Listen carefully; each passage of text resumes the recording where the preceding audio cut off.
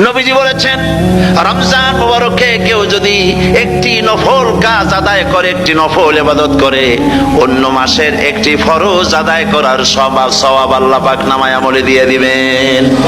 রমজান মুবারকে কেউ যদি একটি ফরজ আদায় করে, অন্য মাসের 70টি ফরজ আদায় করার মতো সওয়াব আমল নামায় আল্লাহ দিয়ে দিবেন। সুবহানাল্লাহ।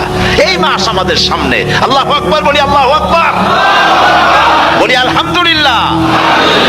এই পবিত্র মাস আমাদের সামনে। সারা জীবন, সারা মাস অন্যায় করার পরে, গুনাহ করার পরে মানুষের অন্তঃকরণে কালিমা লেগে যায়। আল্লাহ রাব্বুল আলামিন রমজান মুবারকের একটা ব্যবস্থা করেছেন, ইঞ্জিন ওভারহোলিং এর মতো, ইঞ্জিন ডাউন দেওয়ার মতো।